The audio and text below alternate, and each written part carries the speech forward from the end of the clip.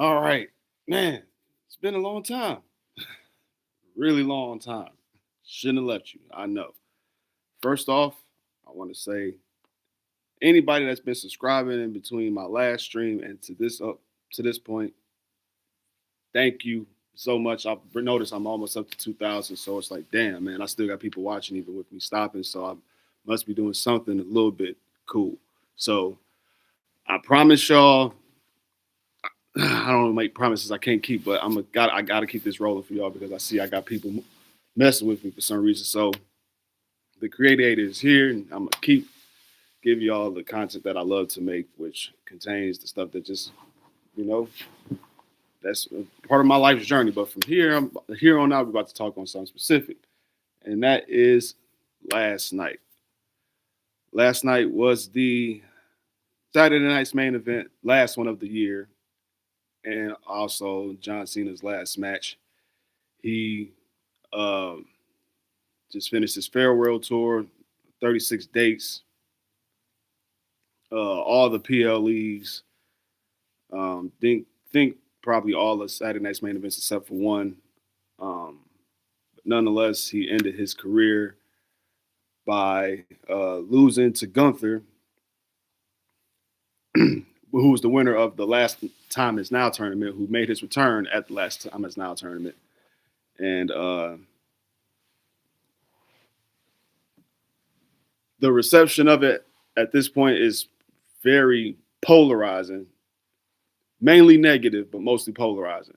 And I'm gonna give myself a short take on this, and I'm gonna be out because I don't want to talk too long on this. The Lions are playing right now, so um, for those that don't know, I'm 37 years old. I've been a wrestling fan since I was 10 years old. So I've been watching wrestling really since around 2000 or 12 years old. I've been watching wrestling around 2000. So I've been a fan of it since the Attitude Era, around the boom period of the Attitude Era. I can specifically say I was watching it right around the time when Triple H and The Rock was going back and forth with the championships before Stone Cold came back from his injury. So my heroes in wrestling are Stone Cold and The Rock, really. Uh,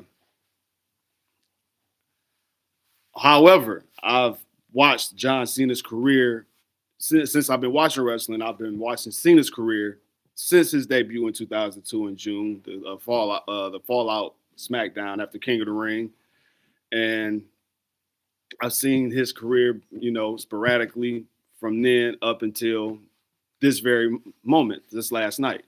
I tried to retire from watching wrestling around 2010 when at WrestleMania 26 when it was him and Batista for the championship because I felt it was getting soft.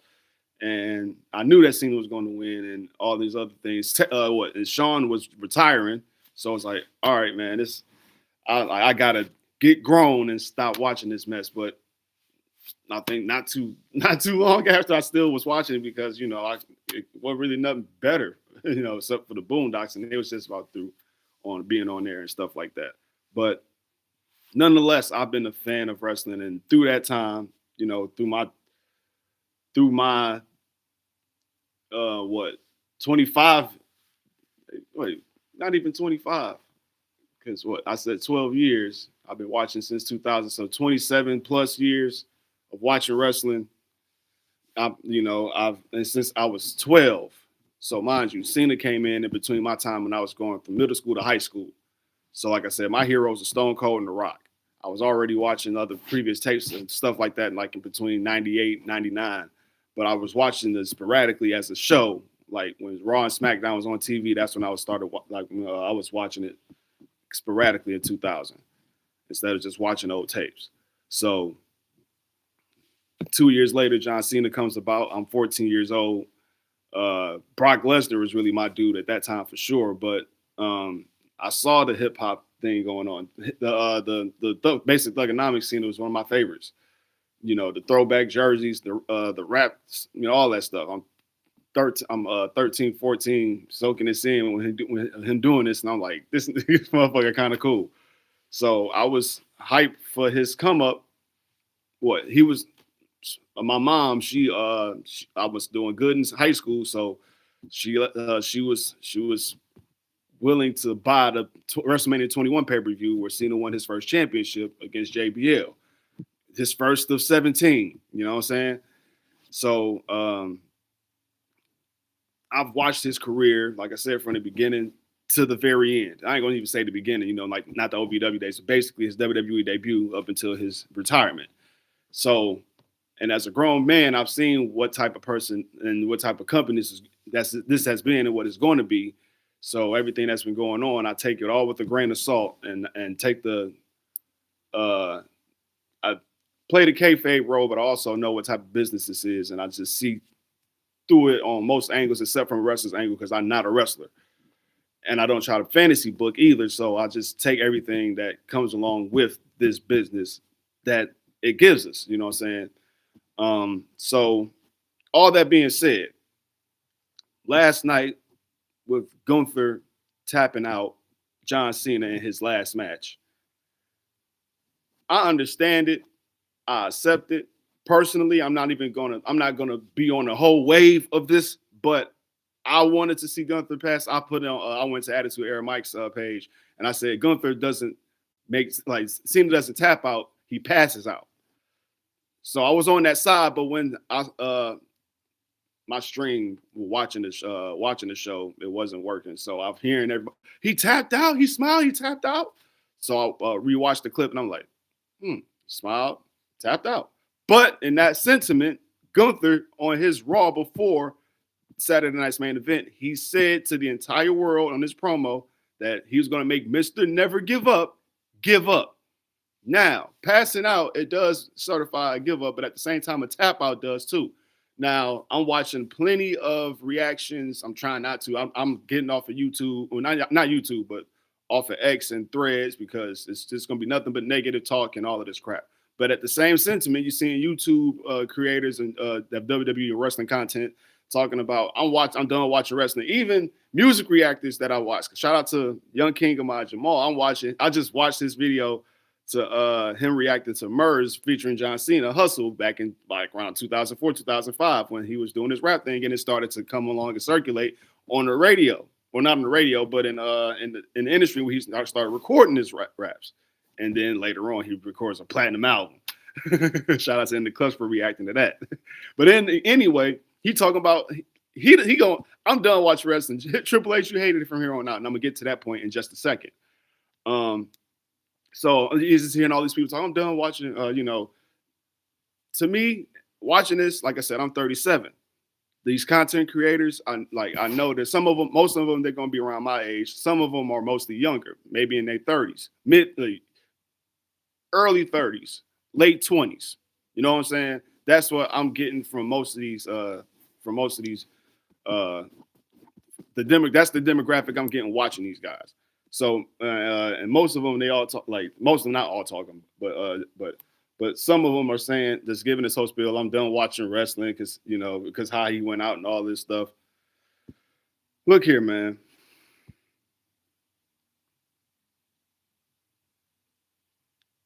Triple H did exactly what he was supposed to do.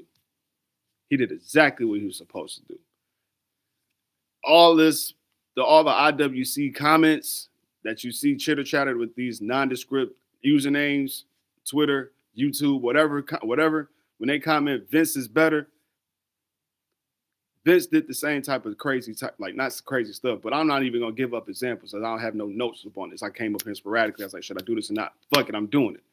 But this is all in following tradition of how everybody went out. I'm not going to get into the whole spiel about it, but I'm going to give a small little list. But yes, when a wrestler that's supposed to retire, the tradition is to let the superstar let the opponent go over, let his opponent lose. Batista in his last match, WrestleMania 35 versus Triple H. Triple H won. That was Batista's last match. Shawn Michaels, he retired Ric Flair. Undertaker retired Shawn Michaels. The Dudley Boys, they just got retired by the Hardys. I can't go, like I said, this is not a whole list I can keep going on down because those are the main people I can think about. But that example right there. Now, you got Sting, he was in AEW, tag team titles and whatnot. But different company, different type of tradition. You know, I still think it's the inmates running the asylum there. It's getting better and like in spurts, but with some things it's an exception. With the Undertaker, he's an anomaly because of how he wanted to go out. He was supposed to go out on his on with Roman, but he felt like you saw if you saw the Last Ride documentary, he was really trying to get that feeling of knowing that he did give his best in his last match. So chasing that dragon, so to speak, of feeling like I gave the people what they wanted, I gave myself all I could. Nah, I'm really done. Which what gave you all the closure matches he gave you leading up to the Boneyard match in 2020's WrestleMania during the pandemic. But Triple H knows that this is tradition of the game, and so does John Cena. He gave, like, if you check the interviews, Cena gave you guys a warning from a couple of these interviews. Give yourself that time and that space for this closure, because this is it. That's almost a warning of saying, I'm going to lose. So get ready for that. Get ready for this chapter of my life to be over. It's going to be grandiose, but it's done. This window for me is closed. And I'm going to have to rewatch the match because definitely Chisel Adonis, man. He just put up a video because I watched the live stream of his. He just put up a separate video of him calling that match. Man, that nigga's in a white suit, no socks, no shoes. Until later on, he's like, "Come on," because his whole body was on cam. And he had just bare feet in the full white suit, calling the match, doing the moves, falling on the carpet and shit. Hilarious, but but man, what was my point? Nonetheless, man. It's tradition. The shit is tradition. John Cena, like you said, he was preparing y'all to get ready for this to be over with. This is it. It's the last time. So, you have to prepare for this loss to happen. And in a sense, like I said, I'm glad that Triple H did what he did, because now in this spectrum, even before, what was this? I think it was after the streak was broke when Triple H did that My Friend Mark promo. The Authority was after. No. The Authority was during WrestleMania 32. So I may be wrong. I don't know. But the My Friend Mark promo, that's exactly what this is. And this is going on to also the streak being broken, WrestleMania 30. That's why I'm returning to that, because what happened at WrestleMania 30 is exactly what just happened last night. Cena tapped out, a big hush from the crowd. Everybody's mouth agape, eyes open, and then cascade of boos, which is rightfully so for the result of the match. Everything else was I'm not gonna say IWC chat because that was a worldwide crowd, but still I still think all this fuck you Triple H shit. You can say I'm still saying it's temporary. You know why? Because motherfuckers is gonna watch Raw tomorrow to watch the aftermath of this.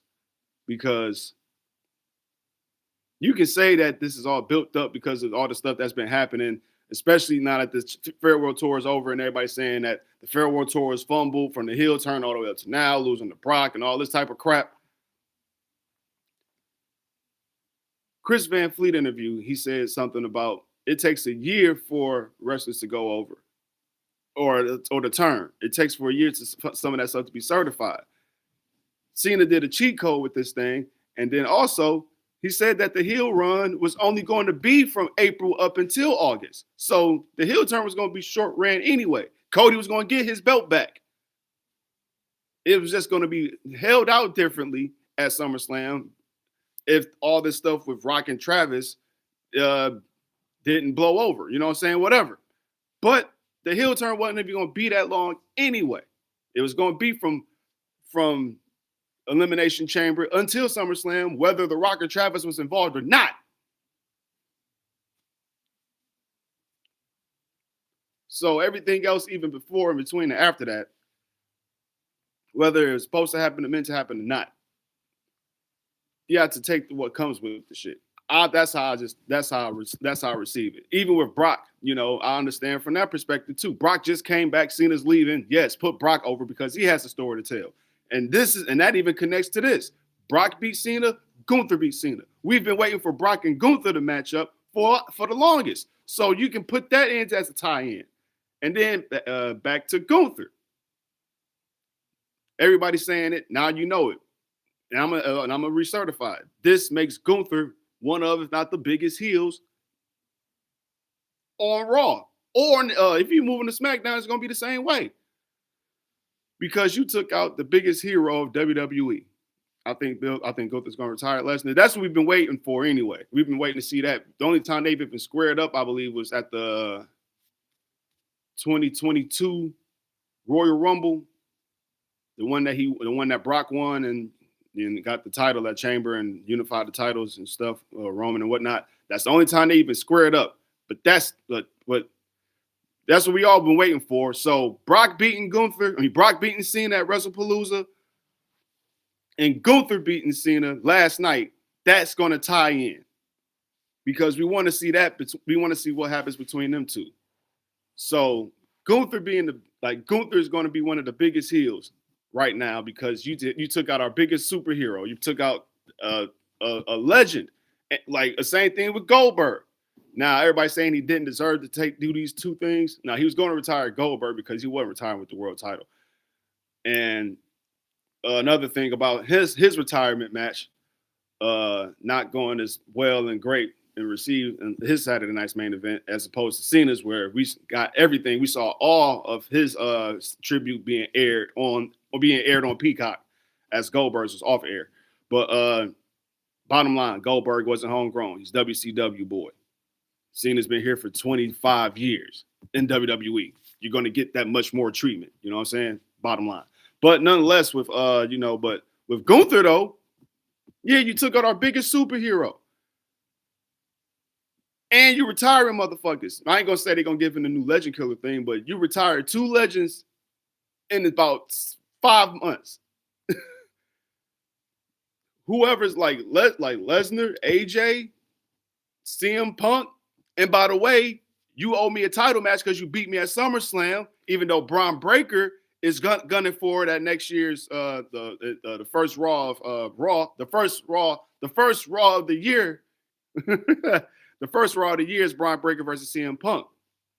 Now I think Gunther is going to mess around and involve himself in that title picture because, bitch, you got lucky when you beat me. Whatever you're going to say. You caught me lacking, whatever the fuck it is. Gunther's going to have his little excuses, but ain't no way I'm not involved after I just beat your homeboy Cena because you see the relationship with Cena and Punk. But yeah, on top of that, I'm coming for my title. And Braun, I don't care how you feel, you can sit in the back. And Braun and Gunther has NXT history. So they do this right. They keep doing this right. Gunther is definitely going to get his build up. I don't know if his come up as will be at WrestleMania. I don't know what the end term is going to be for that because I'm not looking too forward into that. And that's a lot of problem. That's a big problem with a lot of these content creators, and not even the content creators. I take that back. That's a big problem with a lot of these IWC personalities that has no personality. All they have is a user handle and an opinion that is only 5 years into knowing what the business is about and have no fucking idea what this is.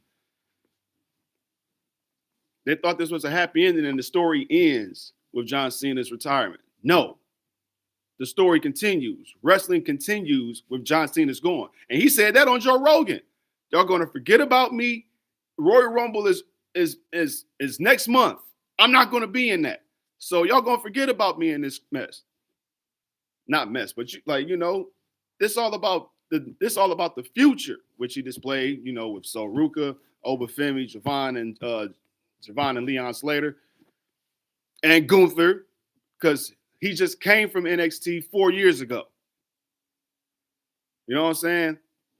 Once again, back to Gunther being built back up to where he's supposed to be. Longest reigning Intercontinental Champion, 2-time World Heavyweight Champion, King of the Ring, winner of this last time is now tournament, retiring 2 legends. Y'all gonna stop playing with my name. That's what this is. I told you I was gonna make him give up, and that's what he did. Y'all gonna stop playing with me. I am the ring general. And even with this, with Gunther, I if you want to put more heat on him, I say I want him to low-key bust Ludwig Geyser's bubble. I want him to bust Ludwig Geyser's bubble. I think that the show should start with Ludwig Kaiser back out of nowhere in the middle of the ring doing the classic I demand all your gratitude for the ring general. And all of that, the hands behind his back, all of that. And while Gunther's talking his shit and like bragging about what he just did last night, making this ring sacred, he should pivot onto Ludwig Kaiser and be like, this goes to you. We're supposed to make this ring sacred, and you've been making a mockery of this for this damn thing for the last half a year. I'm not stupid like the rest of these motherfuckers out here. What the hell is wrong? What the hell is up with you playing Chad Gable's gimmick? You know what I'm saying? And then all of a sudden, whap, you know what I'm saying? I don't know, man. Gunther and Ludwig are long time best friends. So I've been waiting for this dynamic to happen, but that's my fantasy booking, and I'm not going to keep predicting for it, but that's what I want to happen. But I just think that the beginning of Raw will just have Gunther by himself talking his shit. But after that, I'm letting everything go to the wind as far as my predictions. That's what I want is Gunther and Ludwig to clash after this, so we can certify being a further heel, because Ludwig is as El Grande Americano as being a loved heel. All the stuff he's doing he has been doing, we ain't seen it for a month recently. We ain't seen it for a couple months. Him, Bravo, or Rayo, Tyler Bate and Pete Dunne. We ain't seen them three in a minute. So I don't know. Like I said, this should be like a little turnaround for Ludwig and Gunther, but I'm not up in arms if it doesn't happen. Same thing with what just happened last night. This was supposed to happen. This is tradition in the WWE. Cena's gone, gets the new opponent over, time to move on. So Triple H, thank you, because all these people mad talking about they're going to watch AEW and all this other stuff. Come on, man. He said this on his promo. He said this on his promo with my friend Mark. Y'all going to just do this with your Twitter fingers and X fingers and Threads fingers and YouTube fingers, but y'all going to watch Monday Night Raw tomorrow to find out what happens, because y'all got short attention spans. This generation that's complaining about this mess is the same people that scroll and doom scroll and say anything they have on their mind, because they don't have their own, they can't form their own opinion brave enough with their face shown. They ain't got no business enough to make something of themselves. So they chat about everything else. So they're gonna watch, they're gonna say this, but they're gonna watch what's happening, because what else better they got to do? Sit in silence. Silence to this generation today, I think, is to this frantic type generation is damn near forbidden. So don't worry, Triple H. That bullshit and you fucked up, Chance. You deserve them rightfully. I'm not saying that in spiteful. Like the crowd turned heel on you, but he knows how this. He knew how this shit was gonna go. That's why he laughed when John Cena hugged him. That's why that's on my screenshot. Because yeah, this is almost the same. Like I think about that moment, like I think about their match at WrestleMania 22. Remember when John Cena made Triple H tap out at WrestleMania 22 in Chicago? The crowd did damn near the same thing. How'd I come up with this? That's another one. I watched WrestleMania 22 also. My mom, once again, this is like my senior year. So I saw WrestleMania 22, John Cena versus Triple H. And when everybody was on Triple H's side, I ain't gonna say impartial, but I wanted Cena to win. I wanted to see what was gonna happen. And he made Triple H tap out. Something that Triple H rarely doesn't do. But he did it 2 years ago, 2 years prior, or Benoit. So for Cena to make Triple H tap out at Mania, that left the Chicago WrestleMania crowd in a shock. Like, oh, what? Oh, hell no. But y'all booed Cena when he raised the title and all that shit. So this is the reverse order. So that's why I think, come on, man. My mind is spinning when it comes to this. So Triple H and Cena's relationship, it's a different dynamic. But they know the business. They know how this game goes. Like I said, it's tradition. Don't give a damn what y'all think because y'all don't have y'all short attention spans can't even comprehend what this is about really. So WrestleMania in Vegas, even though it's oversaturated and everything, I'm still looking forward to that because guess what? The game goes on. The story goes on. So y'all can say all this message y'all want to. We know y'all gonna comment on Monday. Y'all gonna watch on Monday. And so will I, because guess what? I'm excited to see what happens next. You know what I'm saying? The whole thing is to make y'all see what's gonna happen on the next day. You know what I'm saying? So shout out to Triple H for making everybody want to wonder what's going to happen the next day, regardless of what they say. It's emotional. They're all emotional. But like I said, I ain't going to hinder and keep talking to y'all talking out y'all throats too long. Thank y'all. Like I said, it's been a minute since I've been on YouTube talking and streaming with y'all cats. How y'all feel about it? You know what I'm saying? I'm still, I'm open to comments. I will interact with y'all and still give y'all my word on if it's things I felt that haven't covered when it comes to this subject. But nonetheless, even with all that being said, my issue is not with the company. It's with the people that is complaining about it. You know what I'm saying? This is just, a damn, it's like, what do you want? What do you fans want? If,